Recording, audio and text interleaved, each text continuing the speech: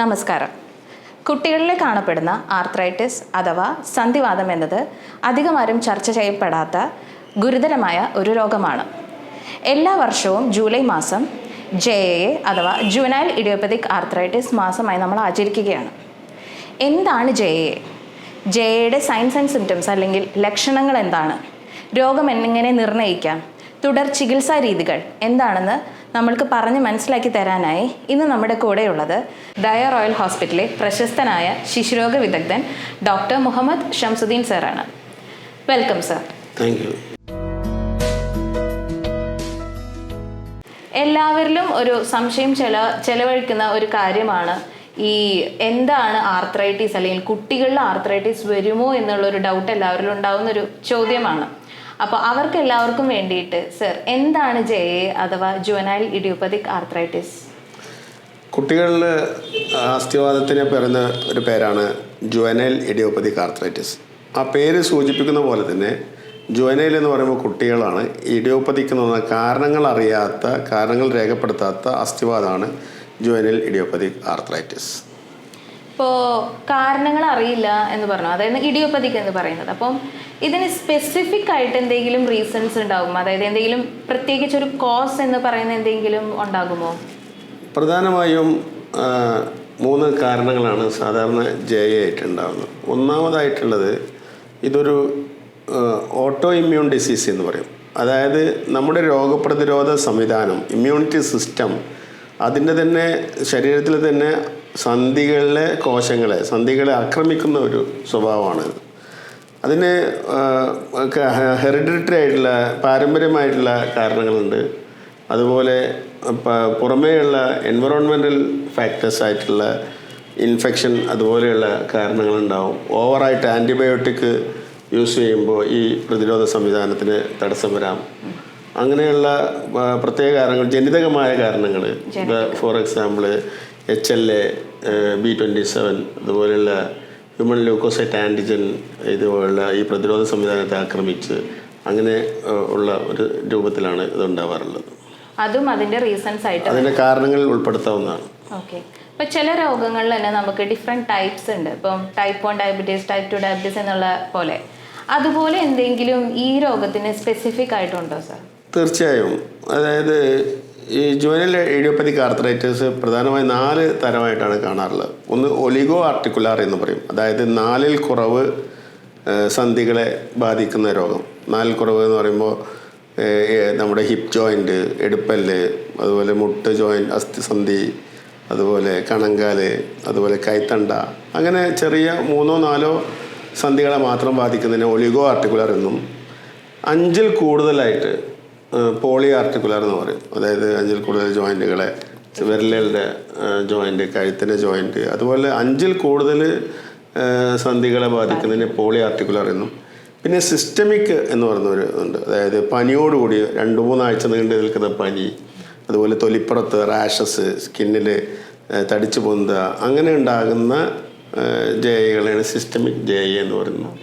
പിന്നെ എൻഡിസൈറ്റിസ് എന്ന് പറയുന്ന ഒരു വിഭാഗമുണ്ട്. അതായത് ടെൻഡനും ലിഗമെൻറ്റിനെയും ബാധിക്കുന്ന തരത്തിലുള്ള എൻഡിസൈറ്റിസ് ജുവനൈൽ ഇഡിയോപ്പതിക് ആർത്രൈറ്റിസ് എന്ന് പറയും.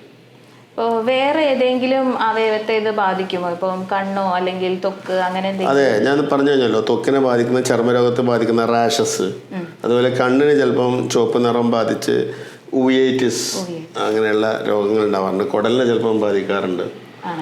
അതുപോലെയുള്ള ഇതിൻ്റെ കൂടെ അസോസിയേറ്റഡ് ആയിട്ട് ഉണ്ടാവാറുണ്ട്, രോഗലക്ഷണം ഇതായിട്ട് ഉണ്ടാവാറുണ്ട്.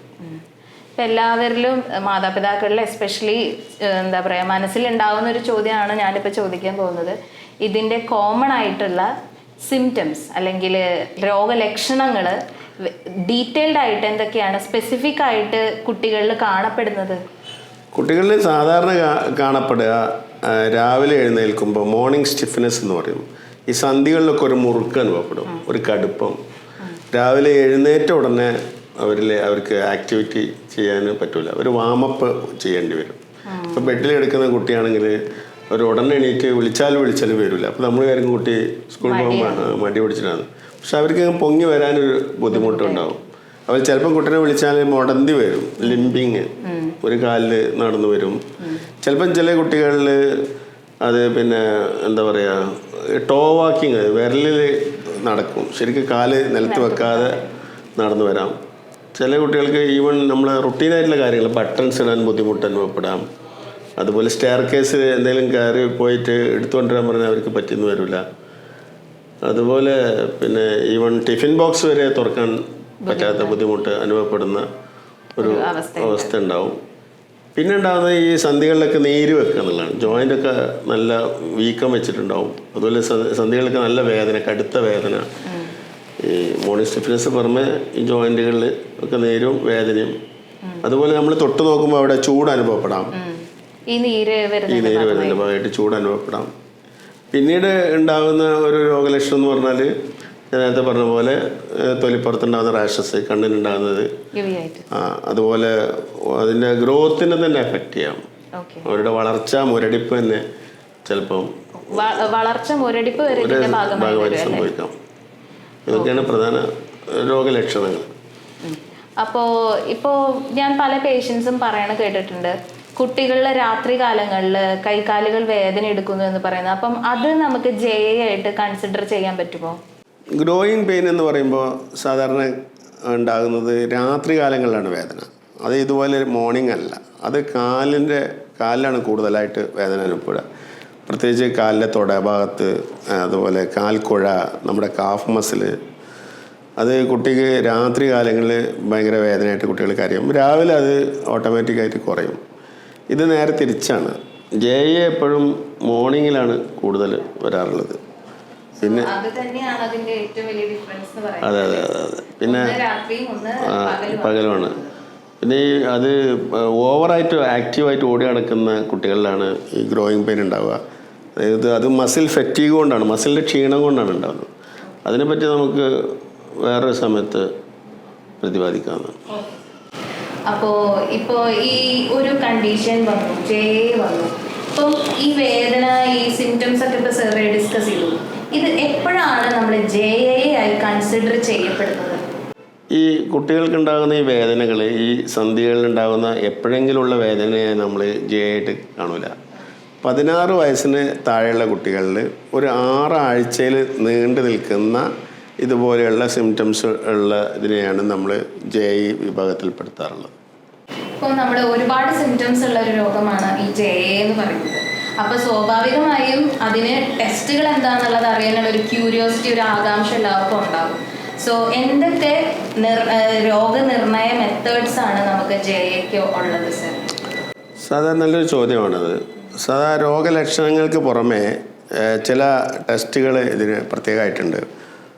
ഇൻഫ്ലമേറ്ററി മാർക്കേഴ്സ് ആയിട്ടുള്ള, അതായത് നീർക്കെട്ടിൻ്റെ അടയാളങ്ങളായിട്ടുള്ള CBC, complete blood count, ESR, CRP, അതുപോലെ റൊമറ്റോയിഡ് ഫാക്ടേഴ്സ്, പിന്നെ ഇമ്മ്യൂണിറ്റി, ഓട്ടോ ഇമ്മ്യൂൺ ഡിസീസ് ആണ് നോക്കുന്ന ANA test, anti nuclear autoantibodies, ജനിതക വിഭാഗം ടെസ്റ്റ് ചെയ്യാൻ വേണ്ടി HLA, B27. അതുപോലെ എക്സ്റേ എടുത്ത് നോക്കാം, ജോയിൻറ്റിന് എത്രത്തോളം അത് ബാധിച്ചിട്ടുള്ള എക്സ്റേ, അൾട്രാസൗണ്ട്, MRI. ഇതൊക്കെ നമ്മുടെ സന്ധികളെ എത്രത്തോളം ഈ രോഗം ബാധിച്ചു, എത്രമാത്രം അത് ഡിസബിലിറ്റി ആയി, കോംപ്ലിക്കേറ്റഡ് ആയി എന്നുള്ളത് അറിയാൻ വേണ്ടി നമ്മളെ സഹായിക്കുന്ന ടെസ്റ്റുകളാണ്.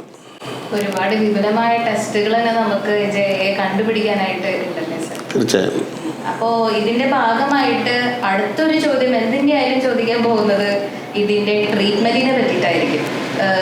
ശരിക്കും പറഞ്ഞു കഴിഞ്ഞാൽ നമ്മൾക്ക് മെഡിസിൻസിന്റെ ട്രീറ്റ്മെന്റും ഉണ്ടാവും, അതുപോലെ തന്നെ ഫിസിയോതെറാപ്പി പോലത്തെ ഉണ്ടാവുകയല്ലേ സർ? തീർച്ചയായും. ട്രീറ്റ്മെൻറ്റ് ആസ്പെക്റ്റ് മെഡിക്കൽ മാനേജ്മെൻറ്റും ഫിസിയോതെറാപ്പിയും തന്നെയാണ്. മെഡിക്കൽ മാനേജ്മെൻറ്റ് എന്ന് പറയുമ്പോൾ നമുക്ക് താൽക്കാലികമായിട്ട് വേദന വളരെ കൂടുതലുള്ളപ്പോൾ, അല്ലെങ്കിൽ നീർക്കെട്ട് കൂടുതലുള്ളപ്പോൾ വേദന സംഹാരികളായിട്ടുള്ള ബ്രൂഫൻ, പാരസെറ്റമോൾ, അതുപോലെ പാരസെറ്റമോൾ, ബ്രൂഫൻ, നാപ്രോക്സിൻ, അതുപോലുള്ള ടാബ്ലറ്റുകൾ ഉപയോഗിക്കാം. പിന്നെ disease modifying anti rheumatoid drugs ആയിട്ടുള്ള മെത്തോട്രക്സൈറ്റ് പോലെയുള്ള ഡ്രഗ്സുകൾ, പിന്നെ ബയോളജിക്കൽ ഡ്രഗ്സിലേക്ക് അനാക്കിനാറ, അതുപോലെയുള്ള പുതിയ ന്യൂറസ്റ്റ്, പാലിസുമാവ്, അതുപോലെയുള്ള ന്യൂറായിട്ടുള്ള ബയോളജിക് ഡ്രഗ്സുകൾ, ഇന്ന് അവൈലബിൾ ആണ്. ഇതൊക്കെ തീർച്ചയായും ഒരു ശിശുരോഗ വിദഗ്ധനല്ല, സാധാരണ ഒരു റുമറ്റോളജിസ്റ്റ് ആണ് സാധാരണ ഇത്തരം മരുന്നുകളൊക്കെ പ്രിസ്ക്രൈബ് ചെയ്യാറ്. ആ ഒരു ചോദ്യത്തിലേക്ക് തന്നെയാണ് ഞാൻ ശരിക്കും അടുത്തത് ചോദിക്കാനായിട്ട് വന്നത്. അതായത് നമ്മളെപ്പോഴും വിചാരിക്കും പീഡിയാട്രീഷ്യൻ അല്ലെങ്കിൽ ഓർത്തോപീഡിക്സ് ആണ് ജോയിന്റ് റിലേറ്റഡ് ആയിട്ടുള്ളത് എന്ന്. പക്ഷേ ഈ ഒരു കാര്യത്തിൽ അങ്ങനെയല്ല അല്ലേ സർ? അല്ല, ജെ പോലെയുള്ള അസ്ഥിവാദങ്ങൾ, ഈ ആർത്രൈറ്റിസുകളൊക്കെ ശരിക്കും ഏറ്റവും നന്നായിട്ട് കാണിക്കുന്ന നിങ്ങളുടെ അടുത്തുള്ള നിങ്ങളുടേതായ ഒരു ശിശുരോഗ വിദഗ്ധനെ കാണിച്ച് അവരുടെ നിർദ്ദേശപ്രകാരം ഒരു റുമറ്റോളജിസ്റ്റ്, ഇപ്പോൾ പല ഹോസ്പിറ്റലുകളിലും ചില ഹോസ്പിറ്റലുകളിലൊക്കെ പീഡിയാട്രിക് റുമറ്റോളജിസ്റ്റ് വരെ ഉണ്ട്. റുമറ്റോളജിസ്റ്റിനെ കാണിക്കുന്നതും അല്ലെങ്കിൽ ശിശുരോഗ വിദഗ്ധനെയാണ് ഇത് സാധാരണ ഇതിൽ അവരാണിത് ഉചിതമായിട്ട്. അതൊരു ഇമ്പോർട്ടൻ്റ് ആയിട്ടുള്ള പോയിന്റ് ആണ്. റുമറ്റോളജിസ്റ്റിനെയും പീഡിയാട്രിഷ്യൻ ആദ്യം കാണിക്കുക, പീഡിയാട്രിഷ്യന്റെ നിർദ്ദേശപ്രകാരം ഒരു റുമറ്റോളജിസ്റ്റിനെ കാണിക്കുക എന്നുള്ളതാണ്. ഓക്കെ. ഇപ്പോൾ ഫിസിയോതെറാപ്പിയുടെ കാര്യം സാർ പറഞ്ഞിട്ടുണ്ടായിരുന്നു. അപ്പം ഫിസിയോതെറാപ്പി നമ്മൾ ലൈഫ് ലോങ് ചെയ്യണോ? അത് എങ്ങനെയാണ് അത് ചെയ്യേണ്ടത്? ഇതിൻ്റെ ട്രീറ്റ്മെൻറ്റ് എന്ന് പറഞ്ഞാൽ തന്നെ ഈ രോഗത്തിന് ഒരു പെട്ടെന്ന് ചില സമയത്ത് ഭയങ്കരമായിട്ട് കൂടും, ഫ്ലെയർ അപ്പ് ചെയ്യാന്ന് പറയും, അല്ലെങ്കിൽ റിലാപ്സ് എന്ന് പറയും. ചില സമയത്ത് ഇത് റെമിഷൻ ഒന്ന് കുറഞ്ഞു വരും. അപ്പോൾ ഈ കൂടിയ സമയത്ത് ചിലപ്പോൾ നമുക്ക് ഫിസിയോതെറാപ്പി ചിലപ്പം ചെയ്യാൻ പറ്റിയെന്ന് വരില്ല. പക്ഷേ ചെറിയ പോലെയുള്ള ഫിസിയോതെറാപ്പികൾ അത് ഇവരുടെ നിർദ്ദേശപ്രകാരമുള്ള അതായത് ജോയിൻറ്റിൻ്റെ മൂവ്മെൻ്റാണ് മെയിനായിട്ട്, ജോയിൻറ്റ് മൂവ്മെൻ്റാണ് പ്രധാനമായിട്ടും ശ്രദ്ധിക്കേണ്ടതായിട്ടുള്ളത്. അതിന് പറ്റിയുള്ള ഫിസിയോതെറാപ്പി ഇവരുടെ നിർദ്ദേശപ്രകാരം ചെയ്യേണ്ടതാണ്. അപ്പോൾ ഇത് ഒരു കുട്ടിയുടെ ക്വാളിറ്റി ഓഫ് ലൈഫിനെ എങ്ങനെയാണ് സർ ബാധിക്കുക? ക്വാളിറ്റി ഓഫ് ലൈഫിനെ എന്തായാലും ബാധിക്കുമല്ലോ. കാരണം രാവിലെ എഴുന്നേൽക്കുമ്പോൾ തന്നെ കുട്ടിക്ക് ഒരു ഉന്മേഷക്കുറവ്, അത് കുട്ടിക്ക് ഒരു എന്തൂസിയാസം നഷ്ടപ്പെടുമല്ലോ. ഒരു കുട്ടിക്ക് സ്കൂളിൽ പോകാൻ ഉള്ള ഒരു ആവശ്യം നഷ്ടപ്പെടും. അതുപോലെ തന്നെ കുട്ടിക്ക് സ്പോർട്സിൽ, പഠനേതര കാര്യങ്ങളിൽ പങ്കെടുക്കാനുള്ള താല്പര്യം കുറയാം. അതുപോലെ കുട്ടിയുടെ ഉറക്കത്തിനെ അത് ബാധിക്കുന്നതുകൊണ്ട് കുട്ടിക്കൊരു ക്ഷീണം അനുഭവപ്പെടാം. മാനസികമായിട്ടും കുട്ടിക്ക് ഞാനൊരു രോഗിയാണ് എന്നുള്ള ഒരു മാനസിക ഫീലിംഗ് ഉണ്ടാകും. അങ്ങനെ ഇത് അവരുടെ പെർഫോമൻസ്, ക്വാളിറ്റി ഓഫ് ലൈഫ്, അവരുടെ സ്കില്ലിനെ എല്ലാം ഇത് തീർച്ചയായും ബാധിക്കുന്ന ഒരു രോഗം തന്നെയാണ്. മാനസികമായും ഇത് കുട്ടിയെ ബാധിക്കും എന്ന് സാരം അല്ലേ സർ? അതെ, മാനസികമായും ബാധിക്കാനുള്ള സാധ്യതകൾ വളരെ കൂടുതലാണ്. ഇപ്പം നമ്മൾ ഇപ്പോൾ ഇതിൻ്റെ ഡീറ്റെയിൽസും കാര്യങ്ങളൊക്കെ പറഞ്ഞതിൽ നമ്മൾക്ക് ഇനി എന്തെങ്കിലും ഡയറ്ററി മോഡിഫിക്കേഷൻസ്, അതായത് ഭക്ഷണ രീതിയിൽ, ഭക്ഷണക്രമങ്ങളിൽ എന്തെങ്കിലും മാറ്റം വരുത്തേണ്ടതായിട്ടുണ്ടോ? ഈ വാതരോഗങ്ങൾക്ക് പ്രത്യേകിച്ച് ചില ഭക്ഷണ പദാർത്ഥങ്ങൾ വളരെ ബുദ്ധിമുട്ടുണ്ടാക്കും. അതായത് നമ്മൾ ഒബിയസിറ്റിയാണ് ഇതിന്. ഒബിയസിറ്റി എപ്പോഴും പൊണ്ണത്തടി എപ്പോഴും ഇതുപോലുള്ള അസുഖങ്ങളെ അത് കൂടുതൽ ബുദ്ധിമുട്ടിക്കും. അപ്പോൾ അതുപോലെയുള്ള ജങ്ക് ഫുഡുകൾ തീർച്ചയായിട്ടും ഭക്ഷണത്തിന് ഒഴിവാക്കണം. എപ്പോഴും ഫാസ്റ്റ് ഫുഡ് സംസ്കാരം നമ്മുടെ ജീവിത രീതിയിൽ നിന്ന് മാറ്റേണ്ടതാണ്. അതുപോലെ ഇപ്പോൾ ഇതിന് ഒരു മെഡിറ്ററേനിയൻ ഡയറ്റ് എന്ന് പറയുന്നൊരു ഡയറ്റ് പറയുന്നുണ്ട്. അതായത് omega-3 ഫാറ്റി ആസിഡ് കൂടുതൽ, ഫൈബേഴ്സ് കൂടുതൽ, നട്ട്സുകൾ, അതുപോലെയുള്ള ചിയാ സീഡ്സ്, അതൊക്കെ മീൻ, ചെറിയ ഫിഷ്, ഇതൊക്കെ ഉൾപ്പെടുത്തുന്നത് നന്നായിരിക്കും എന്നുള്ളതാണ് ഒരു മെഡിറ്ററേനിയൻ ഡയറ്റ് ഇപ്പോൾ പുതിയതായിട്ട് ഈ ഇതുപോലെയുള്ള JA പോലെയുള്ള സ്ഥിരാവാദത്തിന് റെക്കമെൻഡ് ചെയ്യുന്നതായിട്ട് കാണുന്നുണ്ട്. ഒബേസിറ്റി എന്ന് പറഞ്ഞത് കൊണ്ട് തന്നെ ഈ എക്സസൈസ് എന്ന് പറയുന്നത് ജീവിത ദിനചര്യയുടെ ഒരു ഭാഗമായി കൂടെ മാറ്റേണ്ടതായിട്ടുണ്ടല്ലേ? തീർച്ചയായും നമ്മുടെ എല്ലാവരുടെയും ജീവിത രീതി മാറ്റത്തിന് വ്യായാമം അത്യാവശ്യമാണ്. Okay sir. ഇപ്പോൾ നമ്മൾ വേൾഡിനെ കമ്പയർ ചെയ്യുമ്പോൾ ഇന്ത്യയിൽ എത്ര ശതമാനം കുട്ടികളിലെയാണ് ഈ JA അഥവാ ജുവനൈൽ ഇഡിയോപ്പതിക് ആർത്രൈറ്റിസ് ബാധിച്ചിരിക്കുന്നത്? ഇന്ത്യയിൽ 0.1 to 0.2%, അതായത് 1000-ൽ 1-2 കുട്ടികൾക്ക് ഇതുപോലെയുള്ള JA ബാധിക്കുന്നതായിട്ടാണ് കാണുന്നത്. ഓക്കെ. അതുപോലെ തന്നെ ചില രോഗങ്ങളിൽ സ്ത്രീ പുരുഷ ആ ഒരു റേഷ്യോ ഉണ്ടല്ലോ. ചില രോഗങ്ങൾക്ക് സ്ത്രീകൾക്കായിരിക്കും കൂടുതൽ കാണുന്നത്, ചില രോഗങ്ങൾ പുരുഷന്മാരിലായിരിക്കും കൂടുതൽ കാണുന്നത്. അപ്പോൾ ഈ ഒരു JAക്ക് അങ്ങനത്തെ എന്തെങ്കിലും ജെൻഡർ ഡിഫറൻസസ് ഉണ്ടോ? വേൾഡ് വൈഡിൽ JA ഏറ്റവും കൂടുതലായിട്ട് ബാധിക്കുന്നത് പെൺകുട്ടികളെയാണ്. പക്ഷേ ഒരു ചരിത്രപരമായി നോക്കുമ്പോൾ ഇന്ത്യയിൽ കൂടുതൽ ബാധിക്കുന്നത് ആൺകുട്ടികളെയാണ്, ബോയ്സിനെയാണ്. അത് എന്താണ് പറയുന്നത്, ലിഗമെന്റ്സും ടെൻഡൻസിനും ബാധിക്കുന്ന ടൈപ്പ് JA ആണ് ഇന്ത്യയിൽ കൂടുതലെന്നാണ് പറയപ്പെടുന്നത്. അതാണ് റിസർച്ചിൽ കൂടെ നമ്മൾക്ക് മനസ്സിലാക്കാൻ സാധിച്ചിരിക്കുന്നത്. ഓക്കെ. അപ്പോൾ ഇനി എല്ലാവരും ക്യൂരിയസ് ആയിട്ട് അറിയാൻ ആഗ്രഹിക്കുന്ന ഒരു കാര്യം എന്ന് പറയുന്നത്, എനിക്ക് തോന്നുന്ന ഒരു കാര്യം, ഈ ഒരു രോഗം, ഈ ജുവനൈൽ ഇഡിയോപ്പതിക് ആർത്രൈറ്റിസ് അഥവാ JA ഒരു കംപ്ലീറ്റ് ക്യൂറിലേക്ക് പോകുമോ എന്നുള്ള ഒരു ചോദ്യം ഉണ്ട്.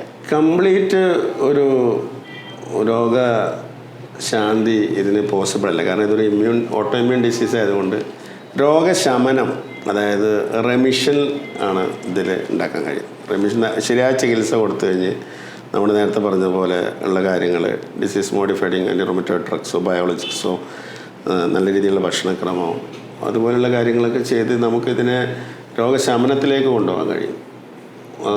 റിലാപ്സിനെ നമുക്ക് തടഞ്ഞു നിർത്താൻ പറ്റും, പെട്ടെന്ന് മാനേജ് ചെയ്യാൻ പറ്റും. ഓക്കെ, അപ്പോൾ കംപ്ലീറ്റ് ക്യൂർ ഇല്ല. കംപ്ലീറ്റ് ക്യൂറിനെ പറ്റിയിട്ട് കംപ്ലീറ്റ് ആയിട്ട് ക്യൂർ ആയിട്ട്, പക്ഷെ നമുക്ക് അതിനെ തടഞ്ഞു നിർത്താൻ പറ്റും.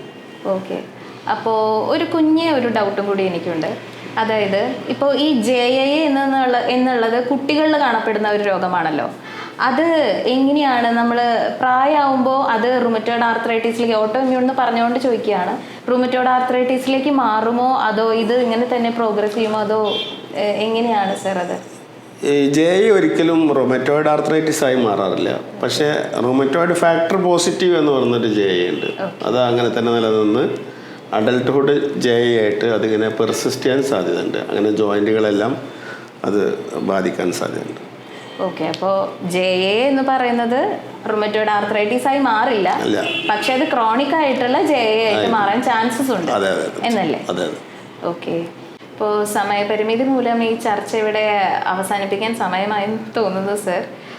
അപ്പം എല്ലാവർക്കും എന്താണ് JAയുടെ ട്രീറ്റ്മെൻറ്റ് എന്താണ്, എപ്പോഴൊക്കെയാണ് നമ്മളത് ഇമ്പോർട്ടൻ്റ് ആയിട്ട് കാണേണ്ടത് എന്നുള്ളതിനെ പറ്റിയുള്ള ഒരു അവബോധം എല്ലാ മാതാപിതാക്കളിലേക്കും എത്തിയെന്ന് ഞങ്ങൾ വിശ്വസിക്കുന്നു. സോ ഇത്രയും നല്ലൊരു ഇൻഫോർമേറ്റീവ് ആയിട്ടുള്ള ഒരു ടോപ്പിക് എടുത്തതിലും അതിനെപ്പറ്റി വ്യക്തവും കൃത്യവുമായി ഒരു ഡീറ്റെയിൽഡ് ആയിട്ടുള്ള ഒരു ഇൻഫർമേഷൻ നൽകിയ ഷംസുദ്ദീൻ സാറിന് ദയ റോയൽ ഹോസ്പിറ്റലിൻ്റെ വകയും എൻ്റെ വ്യക്തിപരമായ പേരിലും ഞാൻ നന്ദി രേഖപ്പെടുത്തുന്നു. Thank you sir. Thank you.